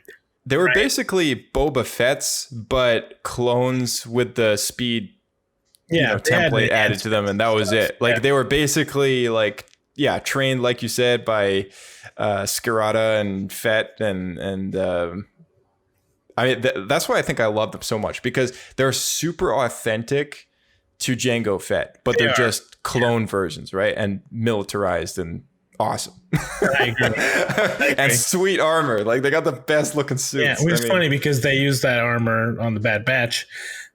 Wrecker uses the same gun, the same blaster. Yeah, he does. DC-17. Yeah. But what I was getting at is in this episode within the cafeteria, you get that exact same interaction where all the normal troopers are like, oh, there's those weird guys. Yeah. Right. Because like all the clones are the same except for these 5. Mm-hmm. So everyone they're walking by like, oh yeah, one of them calls them like the Sad Batch or whatever. Yeah. Look, there's the Sad Batch boys. Yeah, no, the one that joined the Sad Batch. Yeah. Outside. Yeah. So I just wanted to point that out because I just see time and time again just nods to the Commando novels. And I really highly suggest anyone who's interested check them out. I like them a lot. They were really fun novels. Yeah, they're good. And honestly, the only one I struggled with the most was the second one. I thought that one was weirdly that was the slower. One on Coruscant, right? That was the one called 000. That was the one on Coruscant. That one was I love Coruscant. I love clones. I love spending time in the barracks with clones and stuff. But this one was just very long. It just didn't get actiony enough for me. Yeah. Either way, you can't skip it. It's part of the series. So if you do read the series, though, would you suggest Audible? They never made them on Audible. Interesting. All right, gotta read them old school. Yeah, or Kobo. Yeah, Kobo digitized. They're good books, though. They're very good. They're the only books. This is how highly I rate them. They're the only books I've read and not done like Audible because they weren't available. But because of that, I was so determined to read them, and I liked them so much. I actually read the whole series, cover to cover, all of them, and I haven't done any other reading like that since high school. Wow. Yeah, that's impressive. So when did you pick them up? When we were at it would have been 3 years ago now, I think. 3.5, maybe 4, kind of that area. Oh, I forget. Did I give them to you? I think you did. Yeah. You gave me hard copies. Yeah. Yeah. That's right. Yeah, I gave you. Yeah, right. Yeah, because I was clearing out some of my Star Wars books from the Legends and stuff, and they were soft covers, and the spines were clearly Ornate. it had been cracked open. Yeah, I was like, oh, well, I'm not going to read these again. You can have them. Yeah, that's right. Yeah. Well, I'm glad you liked them so much. I mean, I think they're on my show. You honestly like them more than I did, because I mean, I love Republic Commandos and I treasure that game like forever. But yeah, I did. I liked the books, but I didn't love them like you did. Like, you clearly have enjoyed them a lot more than I have. They brought so many cool story points, and they added so much detail to the clones. I loved it a lot. And some of my biggest issues with what Dave Filoni has done is because he's veered away from what these books and what the games had established. Yeah, they did establish a lot for the clones. It's funny though, books. because like what was established in the books and in the games was based on the original animated series. Yeah, in a way, yeah. It's well, that's where the whole thing with Star Wars Legends takes place, because you kind of make your own sort of idea for what the continuity is, because there really is none. Like, there's a loose continuity, but there's also no story group that's guiding this process. True. Right? Like, that being said, it was Leland Chi, the keeper of the holocron. It was Leland Chi and whoever else was involved, but that was pretty much it. They're to blame. It was no, that was just for the continuity of the old EU. But I mean, it's a different process today, which is a lot more tight. But, story group. No, that's true. Yeah. Well, there's still room in theory, because the Delta Squad is that right? Imperial Commandos, it was the last book in the series. Sorry. And Delta Squad, Delta Squad is the books. Delta Squad is the squad in the game that shows up through the books, and then there's Omega Squad, which is the main squad that takes place through the story. Yeah, it is Delta Squad that I wanted then. Delta Squad was canonized in Clone Wars, so they exist as a group. Yeah, but we don't yet know, and this is where the gray area Filoni wish list is. They could they still could keep the canon of them being trained by Cal Skirata and having Mandalorian personalities. Because we really haven't seen much of them at all. No. All we've met, aside from Delta Squad, the only Republic Commando that we met was Gregor. Yeah. And he showed up once in the Clone Wars, and then he showed up again in Star Wars Rebels as this crazy loopy old guy who survived that explosion that was big enough to clearly kill him. But that Kataran armor is, that's a tough suit. So, but yeah, I mean, only to Beskar. That's right. The quality plastic. So, yeah, it would be cool to see them again. It would be cool to see them return as Imperial Commandos, because that was one of my favorite books in the series. And to see them hunting Jedi was such a cool aspect of the show. True. And I think to have the Bad Batch take place in this era of what is clearly an era of opportunity. I know I've suggested to you a few times about the Darth Vader, Dark Lord of the Sith comic books. Very relevant right now to read those. What's actually going on with those characters right now? Like, as this show takes place, Bad Batch is one side of the coin, but if you get higher up above Tarkin, you start to get towards Vader and Palpatine and stuff. It's like, what's happening with them? That's happening in that comic series, and it's only 4 volumes long. So if anyone's curious as to like, oh yeah, I wanted a new Star Wars animated show, but I didn't want them about clones, and you're curious about what's happening with the other characters in this exact same time, pick those up, because those Dark Lord of the Sith comics, totally, honestly, the best Star Wars comic books I have ever read. And who wouldn't want to know what happens to Darth Vader immediately after Revenge of the Sith? Oh, I mean, yeah, like, who wouldn't want to know that, though? I mean, like, is that what you said? Yeah, like, exactly. No, and that's it. Exactly. It's like you see him screaming no, and then the only other time you see him is when he's standing next to Palpatine as they're constructing the Death Star, and that's it. So it's like, what else, right? And this comic book series literally takes place after he says that big no, like, continues that story and Bob's your uncle kind of thing. So yeah, easily likable thing. And it makes me wonder if they'll implement some of the aspects of that comic into this show. Inquisitorius, the launch project of Darth Vader's Inquisitors. I could see that. The entire mention of them existing as Imperial agents hunting down these rogue Jedi that are galactic criminals. Is there a mention of how long between the execution of the Jedi and the creation of the Inquisition? Well, I mean, in the comic book, it takes place. The Inquisition the Inquisitorius is brought up in the second volume out of 4. Pretty early. Is very early. That's surprising. Yeah, it's like, I thought it would have been a couple years later.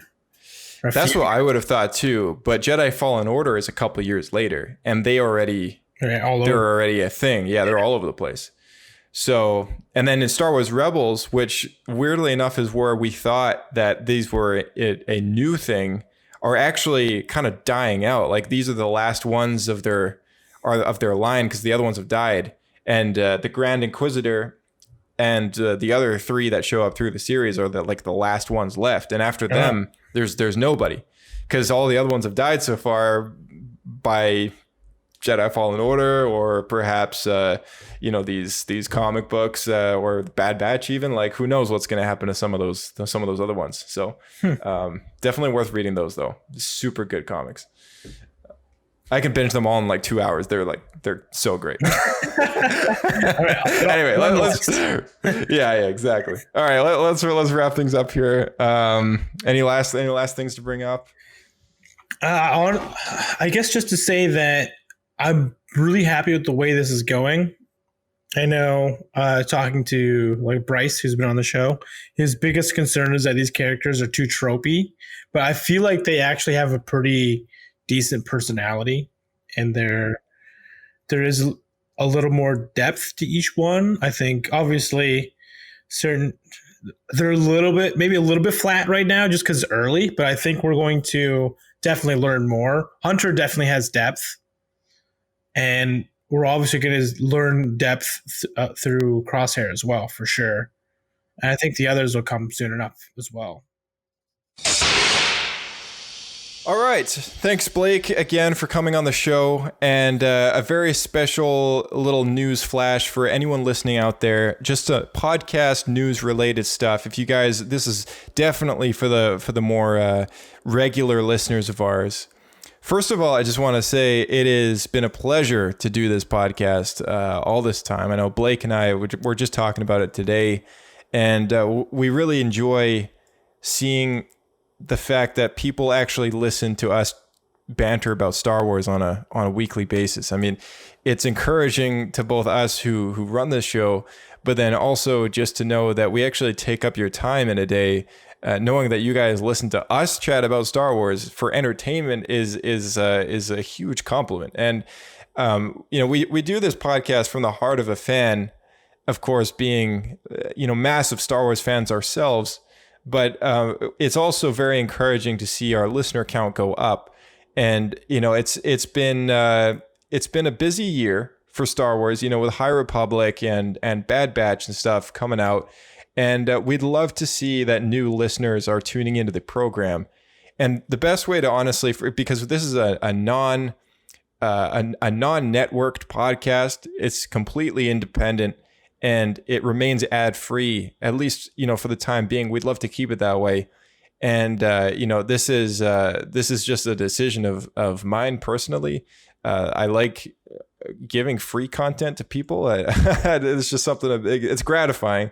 And, I know that Blake and the rest of the guests and co-hosts that you might hear on the program would likely nod their heads in agreement after hearing this. But, we're all Star Wars fans to a massive extent. And it's a huge flattery to know that a lot of you guys listen to us as an equal hardcore fan or casual fan or whatever you consider yourself. We love to know that we're actually entertaining you every week, if that's kind of how often you tune into the show.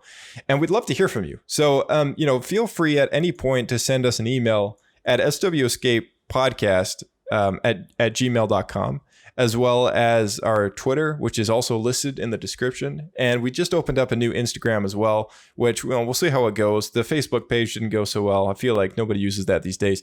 But in general, the activity surrounding this podcast has remained, honestly, not as, after a year and a bit, it's not growing as quickly as I would hope it to grow. It's growing, but it's not growing as fast as it could be unless we get you guys' help.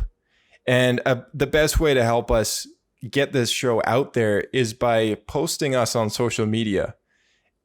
We're not networked. We don't do ads. It's 100% us at the show self-promoting it to people. Walking through the store and seeing someone with a Star Wars shirt, handing them a business card, or even just a simple message to you listeners who are the powerhouse of marketing this program, is by copy pasting a link on your Facebook or Instagram or Twitter, tagging us in there at SW Escape Podcast, and just say to your friends, this is the Star Wars podcast that I listen to. And that is honestly the best way to help us out. That and leaving a stellar review on the iTunes or whatever platform that you listen to, if it enables reviews to be left. That is the best way to honestly help us out. Is all to do with the algorithms.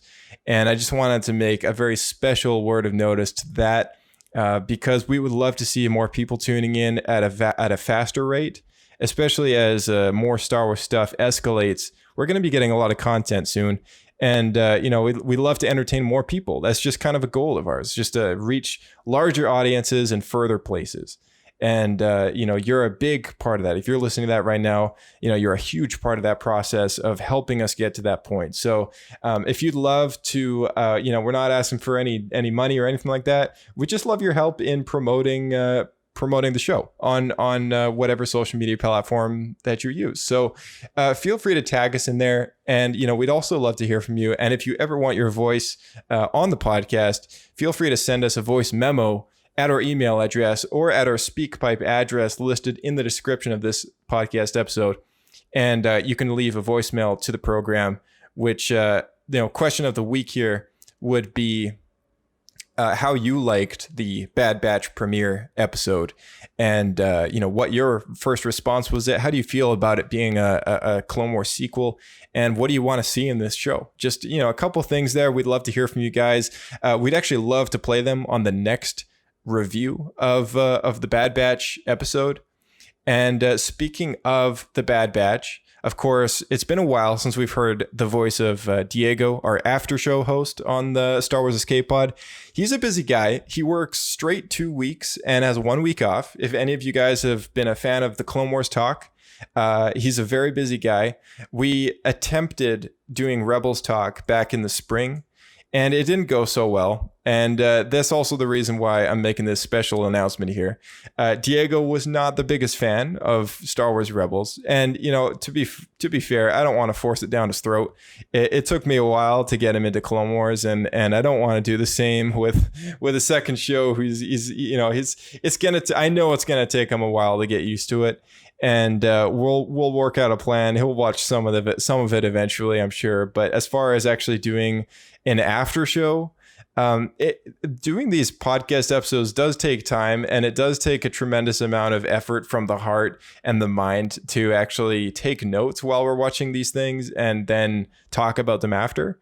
And in a way, at times it could feel like homework to him, and he doesn't even want to watch it in the first place right now. He's a bit burned out with Star Wars, but the Bad Batch has interested him a lot.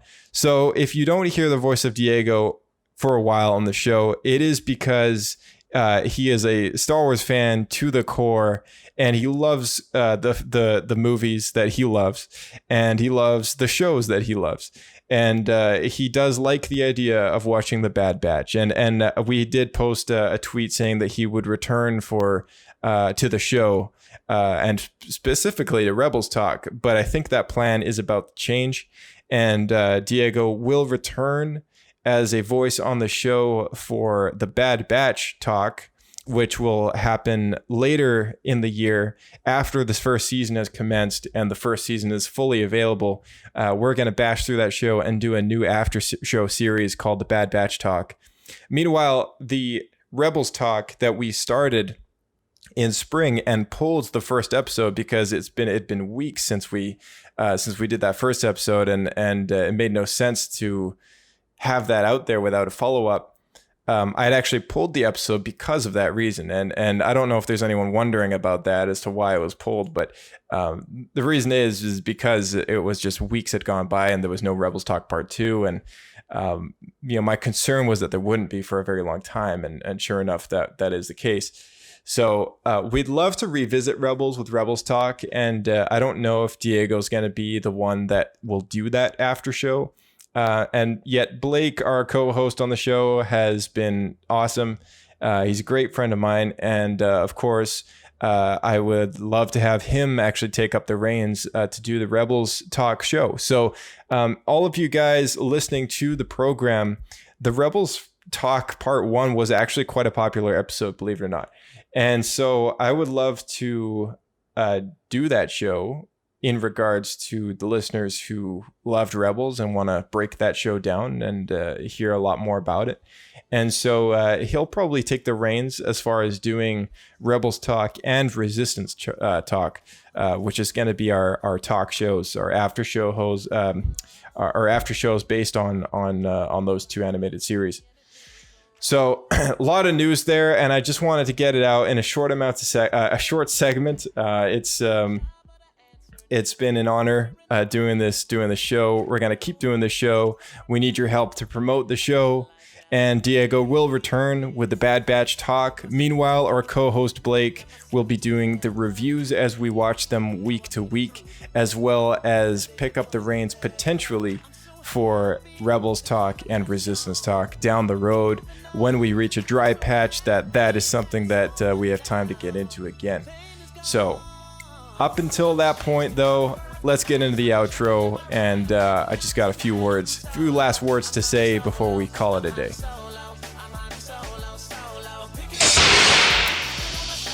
Thank you all to those who listened to that spiel back there, as well as the entire length of this episode. I mean, once again, it is a huge honor to host the program, and we're glad that you were able to tune into Star Wars Escape Pod today. Stay tuned for a lot more coming up on the program. We've got What Happened episodes featuring Saw Gerrera, Thrawn, and Tarkin. We're going to be getting into a lot of these characters that will have to do with the new animated shows and the live action shows coming up, and so you'll see a few of them popping up here and there. We also got plans to do one based on Sifo Dyas.